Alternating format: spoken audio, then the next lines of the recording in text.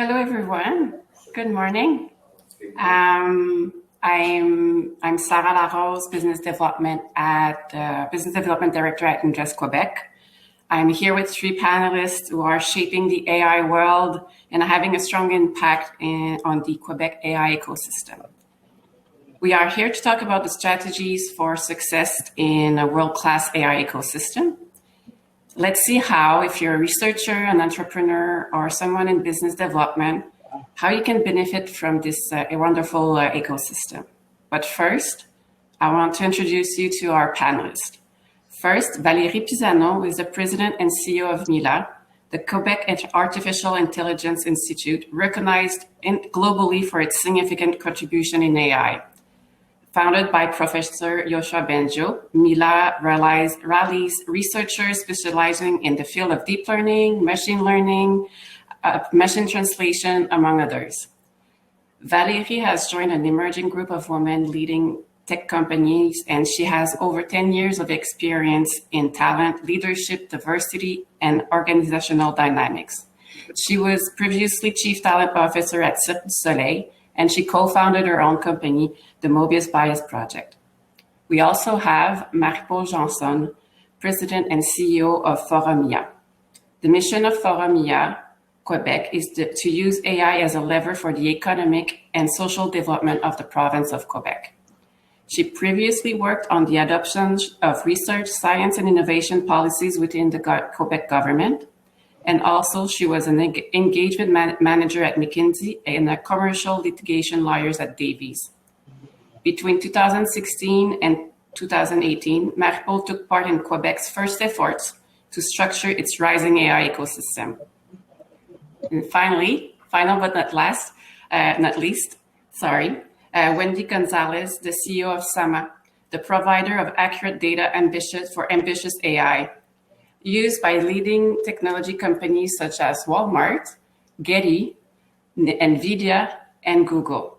Prior to taking on the role of CEO, Wendy spent 5 years at SAMA as COO and is an active board member of the Leila Jannah Foundation. With 2 decades of managerial and technology leadership experience, Wendy is an executive passionate about building high-performing and high-functioning team that develop and scale innovative, impactful technology. I am very happy to have you three on board. And now let's dissect and discuss why Quebec is a world-class ecosystem, how your organization and other organizations can benefit of it, and how we can maintain our leadership going forward.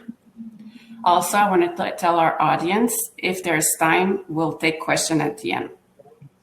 But first, let's talk about a bit of the past. It will be interesting to understand how Quebec became such a powerhouse, even though we're very small in this grand scheme of things. Marie-Paule, first for you. Why and how do you think the Quebec AI ecosystem stands out internationally? Thank you, Sarah. Let me first say I'm very happy to be sharing this panel with these wonderful women. It's really a privilege. And to answer your questions, there's a few things that really allowed us to stand out. But first of all, it's really our early success and traction is really based on the excellence of our fundamental research in AI and the fact that we're very lucky to have top world-renowned scientists like Yoshua Benjo, Joël Pinault, and Doina Prekop in really building an expertise in deep learning and also in operational research, which really gave us a unique positioning. And I'm sure Valerie will be able to tell you a little bit more about this history of how we became such a powerhouse in research. And one of the key aspects was really our university's willingness to let these top researchers split their time by continuing to teach and train the next generation of talent in AI, while also being allowed to work for some of the top AI producing companies in the world and helping them solve some of the biggest challenges in AI. that was really a key factor in helping us retain these top scientists and also attract some new ones, which in turn helped us bring some top-ranking research labs such as Facebook, Microsoft, Google, Samsung, Thales, DeepMind, and the list goes on, and great companies such as Sama. So that was really, I think, a key aspect of what brought us our early success. Reinforced by funding, because of course that's very important. And you mentioned it, we're very small compared to China and the United States in terms of the funding that we receive, but we were very fortunate from the very beginning to have strong financial backing from both the federal and the provincial governments. And so that is key. And we got yesterday, we learned that the federal government reinvested massively in AI, which was great news for AI in Quebec and in Canada. But I think what really sets us apart now is the strength of our ecosystem and the quality of our support players. And I think that's why people are so interested in visiting Quebec and understanding what's the secret sauce here in terms of developing AI. First of all, we have institutes such as MILA and Ivado Labs and Scale AI, who are research centers, but that also facilitate and fund applied AI projects with real-world applications in a wide variety of sectors. We also have a network of incubators and accelerators that are specifically dedicated to AI startups and helping them bring their ideas to market. And around that, we've also had VCs that have built a strong talent and capability in funding AI projects to help these companies grow. And we're already seeing the success of that strategy with companies such as Lightspeed in e-commerce, Dialogue in telemedicine, both of which have recently gone public. We also have companies like Coveo in Quebec City who are doing fantastic things to reinvent digital experiences with AI, and the list goes on. So I think our real goal is to continue being positioned as really strong in research, but also to become a powerhouse of applied AI. And I think we're heading well on our way towards that. Marie-Paule, and to continue to back a bit on what you were just explaining, I think it would be great to hear from Valerie. Why Quebec is so great in research? What sets us apart? So Marie-Paule and I did not consult prior to joining the panel, and literally on my piece of paper I wrote, "We're punching well above our weight," which was how you close your opening remarks. So look, I think Marie-Paule named many of the elements, but certainly I think it comes back to this story of we're smaller than others, but we're going to do it differently, right? We're going to outsmart, we're going to outlast, we're going to outplay, if you were a fan of Survivor a decade ago, right? And so there's something quite unique. And if you're trying to understand what happened historically, we could name a few things. One of them is just pure luck, in the sense that, you know, wherever Yoshua Benjo would have decided that this was the place where he was setting his shop, this was the place where he was founding his family, this was the university in which he was going to invest his talent, that was going to make a significant difference in the story of AI, right? And we're lucky enough that for many reasons, Yoshua is very fond of Montreal and decided that Montreal, Quebec, Canada, that was his place, that was his home, right?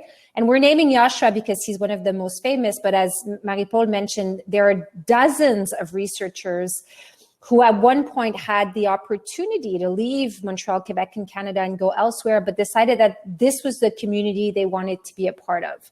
Now, this was made possible in part because of our culture of investing in innovation and long-term research, right? And so I think we need to lever notre chapeau, as we say in French, or raise our glass to the government of Canada, namely, and to these universities who were able to kind of make the long-term bet of saying, we're going to invest in this kind of crazy thing called neural network machine something, and give this guy like a decade to see if it leads to anything, right? There's something about this long-term vision of innovation. And yes, even yesterday, we got confirmation that the government of Canada is continuing with this investment in kind of the long-term talent development in AI. And then maybe the last piece to name that people are more or less familiar with, but that when you're kind of more in the inner circle, you get to witness, there's something quite unique about the culture here in Montreal. And specifically, I'm going to talk about the culture of this group of researchers who are working together close, or far. And even as early as last week, we were in a discussion where we were talking about some of our more recent hires, more recent, world-renowned researchers who had chosen to come to Montreal.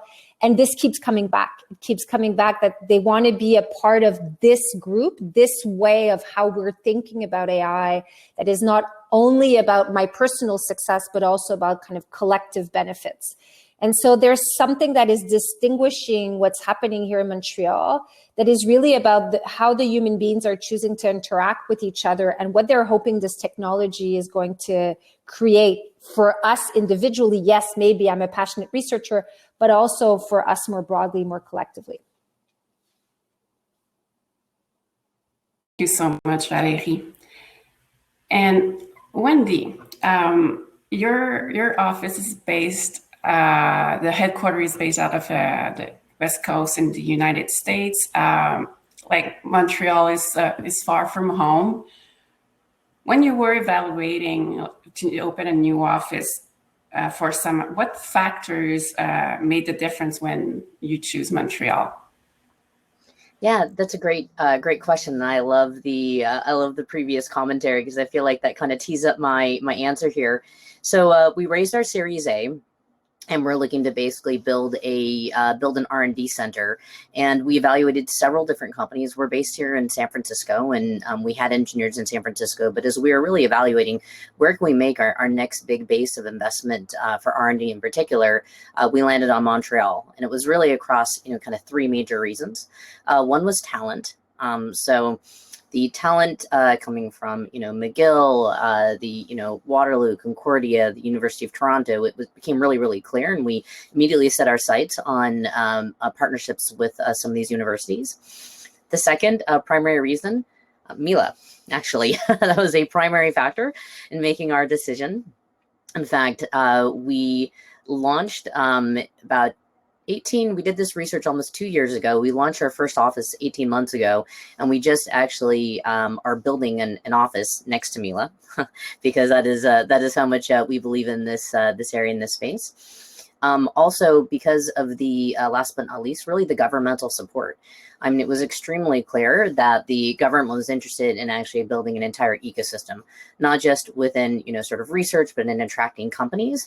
And so it became really clear to us between the tax incentives, the credits, and the clear long-term vision of investment that this was a place for us to grow. Interestingly enough, I made the decision to actually grow our Montreal office larger than San Francisco. So by the time we get to the end of this year, we'll actually have more people in Montreal than we will have in the Bay Area. And that is not just across our machine learning engineers and front-end and back-end developers. It's product, it's sales, it's solutions engineering, and customer support. For us, that speaks a lot of how great the ecosystem here in Montreal and Quebec is. So welcome here.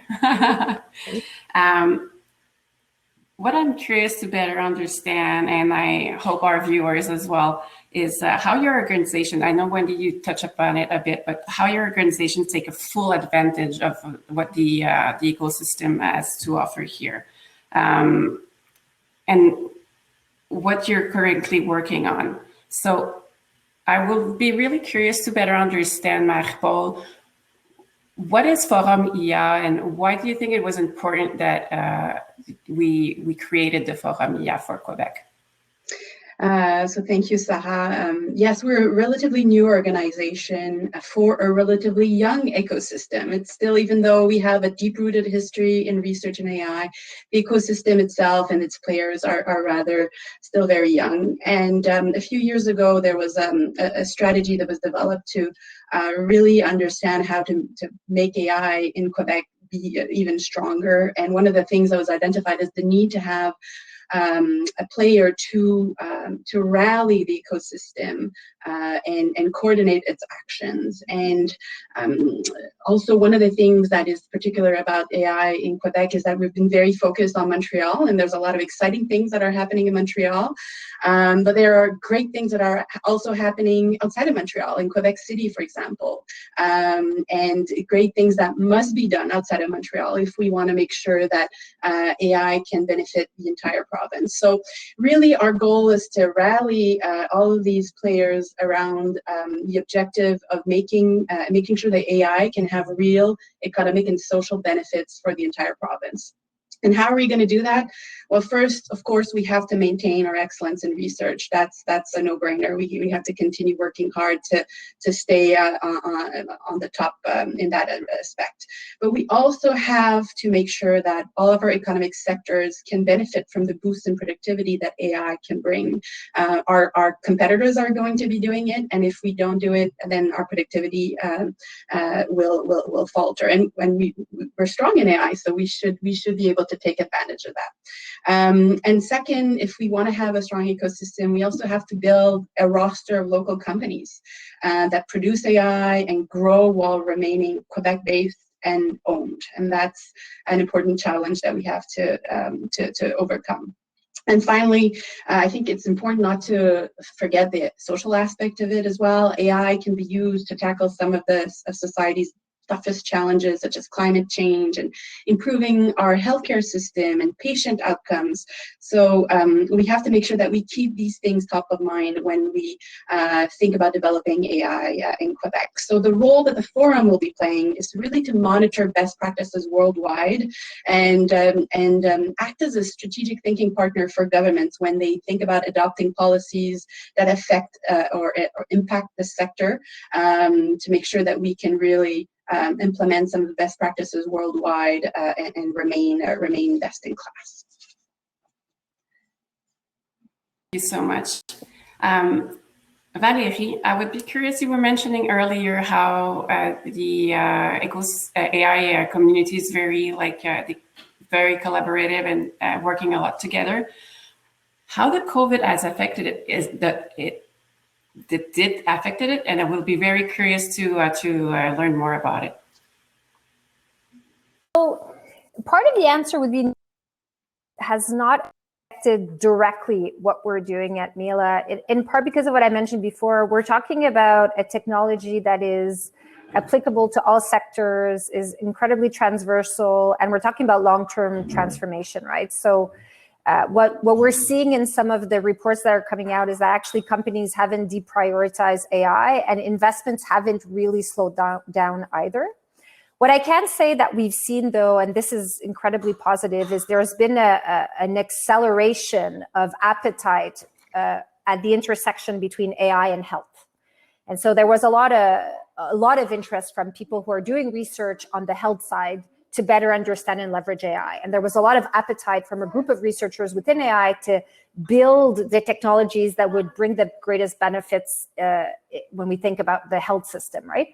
The pandemic has basically just accelerated their intersecting and they're working together. So if you take MILA in its simplest form, on the research side, what we're seeing is key researchers, for example, again, Professor Benjo, who are turning a lot of their work towards this.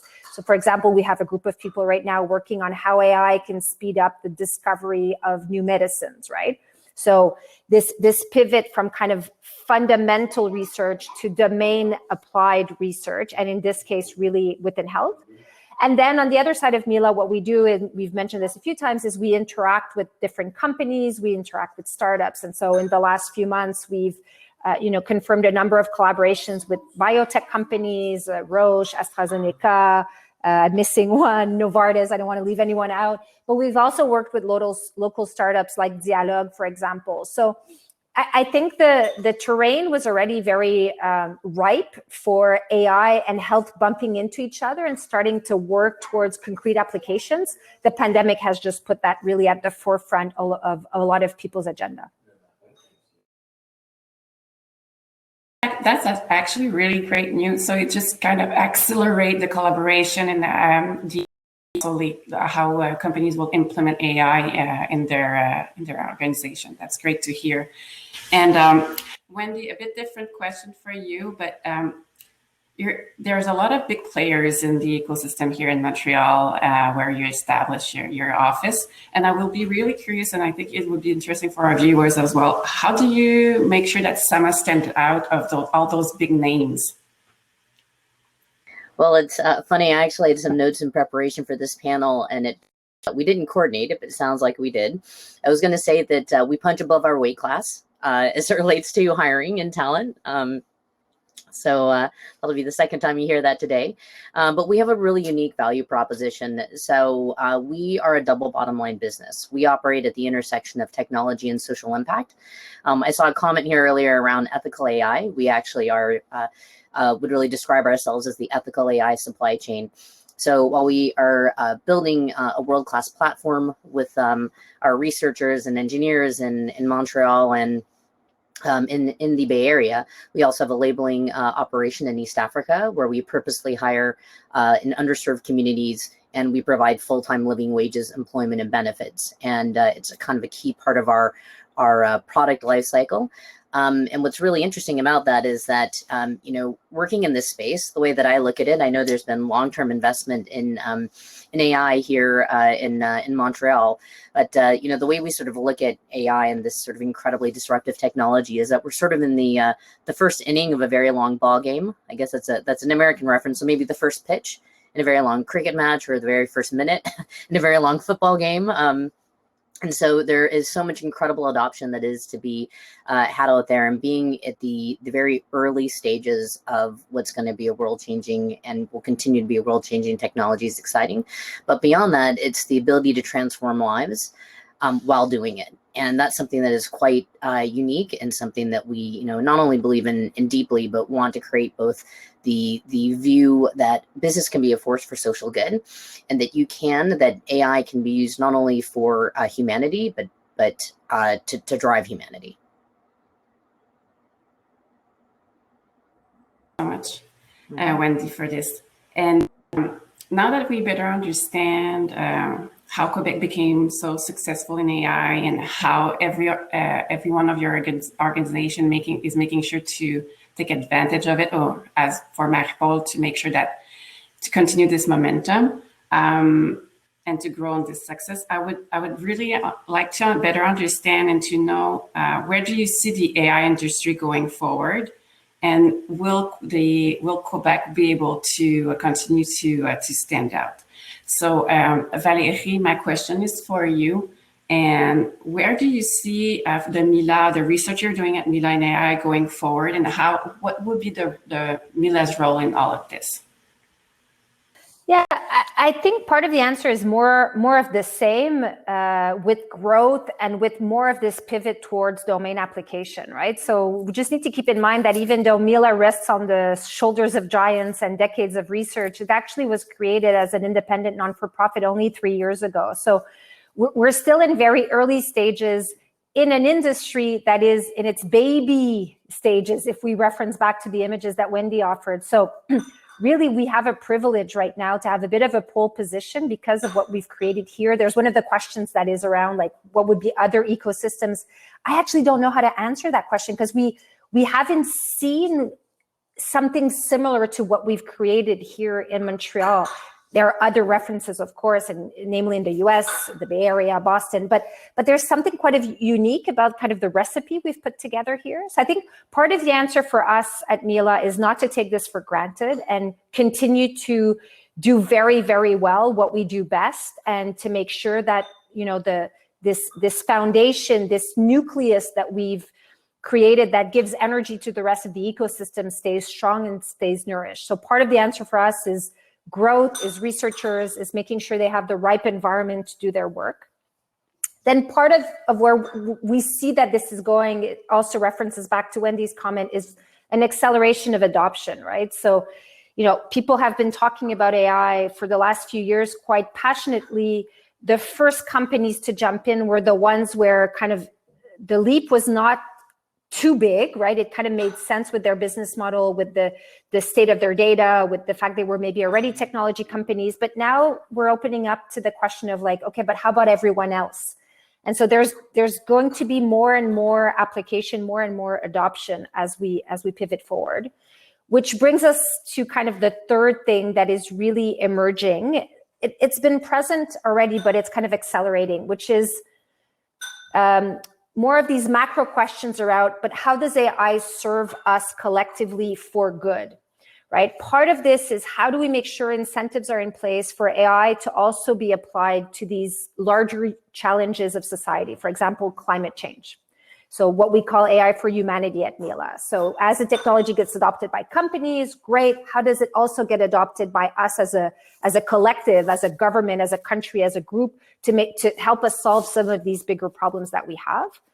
And then the other piece of that is as we use AI more and more, we need to get more savvy, more disciplined, more prescriptive on what is an okay use and a not okay use of AI, right? So this pivots us into an acceleration of the debate around ethics, data privacy, and everything else, right? And so we're seeing a group of researchers, even within MILA, who are getting more and more concerned and interested by these questions. Really good to hear, and I think in Quebec we can stand out actually with the question of ethical AI, responsible AI, and of course the MILA is at the forefront of those questions. And I can see that someone was actually asking those questions in the chat, and maybe we at the end, if we have time, we can go back to this. But I would really love to hear Wendy on Quebec is standing out, of course, and Sama is part of the ecosystem now. But how is the industry adopting AI? And I think you're in the best seat to answer this question. Are we adopting it efficiently? Should we do it faster? I would love to hear you on this. I think Valerie actually. I was going to say you stole my thunder a little bit. It was actually perfect. I was going to say something very, very similar to that. Is that on this end, working with many different clients, I think one thing's for sure is that we are very early on in the adoption, but it is happening everywhere. We have companies that we are working with in construction. So not just, high tech and sort of AR, VR and self-driving cars. We're talking about insurance applications, financial services applications, construction, education, you name it. So, there's incredibly long tail to AI. So we see the, number of use cases, the ability to both it'll continue to get more and more widely adopted. But beyond that, there's going to be more and more nuances and more edge cases. So it's a consistently evolving and very exciting time. I also absolutely believe that we are going to be shifting our focus, not just on how AI is going to sort of change the way we work. So we work also, in conjunction with, for example, the Partnership for AI as well, really evaluating, the ethics of AI, the ethical AI supply chain, how we really need to begin thinking about how to make sure that AI is representative, which is something I'm super passionate about. But beyond that, AI for good. So we've done a number of different projects, from conservation to crop disease to, you name it, to really drive forward really the sort of full power of this incredible technology. So I think that we are way at the beginning. We're definitely in the crawl stage, but it makes for an incredibly exciting time.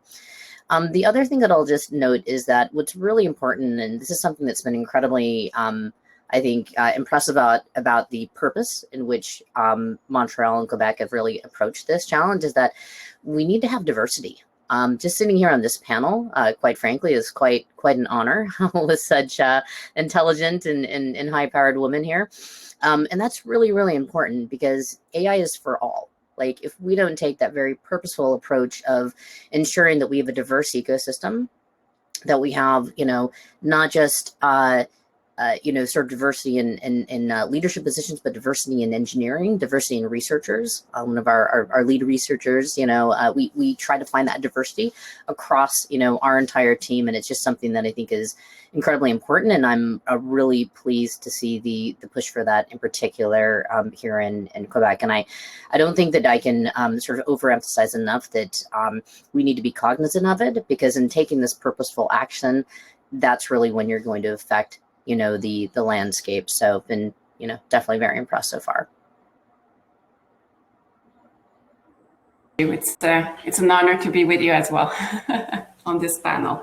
And last but not least, Marie-Paule, I think it's kind of the elephant in the room, and we kind of discussed around it, but talent is key when you want to build a strong organization or research center.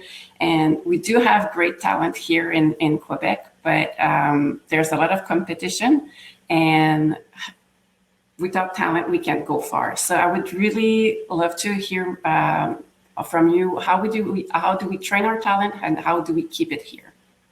So I'll actually make the question a little broader and think about, what are the 3 things that we need to have to ensure that we can remain great. And I think talent is definitely the number one thing. And there's, MILA and Scale AI, there's a lot of actors that are involved in making sure that we can train our future talent. And the Forum, we're working on a study right now to really better understand the offer of training, both in university settings and outside of the university settings. What's the current landscape here, and what other geographies are doing in order to get some ideas from there. But and the reason why the talent is so important is we need to have the next generation of our workforce have AI really as part of their toolkit. But we also need to train the current workforce and have more translators of AI. This is one of the really important things, is having people that speak both the business language and the language of AI. And that will be key to tackle some of the problems in terms of implementation that we've seen.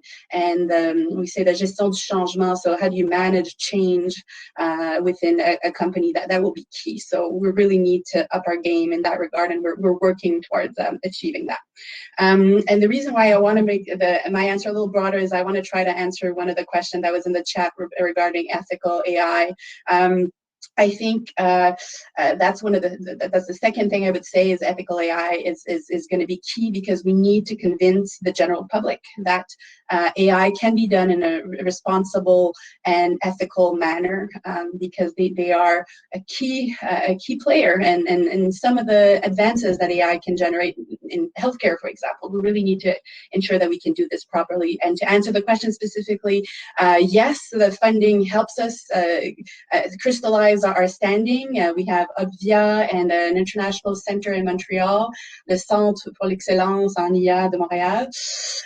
But we were strong in that respect before. Université de Montréal built the Déclaration de Montréal, which was the first document of its type that was built with the help of the general public. And so we've always had a very strong reputation in social sciences regarding the impacts of technologies such as AI. So that, I hope, will answer the question that was asked in the chat. And the last thing I would say to make sure that we can build a strong ecosystem in the long term is ensuring that our large companies and our government can act as first clients for and strategic investors for our local companies. That will be key to help them grow here, and in order to grow, they need to export, because we were a very small local market, and in order to be able to export their products and services abroad, they need to be able to prove that it works, and that people here have tried it before. So we're going to have to work very hard in accompanying our large companies and our government in becoming more comfortable with using our local startups and local companies. So that would be my answer, and I hope I was able to answer some of the questions in the chat at the same time. Actually, you did. Thank you so much. And I mentioned that Valerie put the link to the website of the Declaration of Montreal for responsible AI, if anyone is interested in learning more about this. I think we only have 2 minutes left. So I would really love to thank our panelists today. Valerie, it's always great to hear about the work of the MILA and what you're doing to advance research and how you're keeping ahead of the game. And Marie-Paule, thank you for the Forum and how you're shaping the future of the ecosystem here and making sure that there's diversity, and but also making sure that everyone is talking to each other. And Sama, Wendy, thank you for open an office in Montreal and Quebec, and raising the awareness around diversity and making sure that everyone has a voice in building a responsible AI. So if we have 1 minute left, I don't know if one of our panelists would like to say a word. Well, maybe someone asked about other ecosystems, and Valerie is right. I think it's hard to identify, but I know some of them are getting organized like we are. I would say Sweden, France, Germany. So we're really trying to look, but it's happening elsewhere as well. I think people are realizing the importance of getting organized. Well, thank you very much, and I hope that next time I will have the pleasure to see you in the flesh. So thank you, and have a good day, everyone. Thank you, Sarah. Everybody. Thank you, everyone. Thank you. Bye.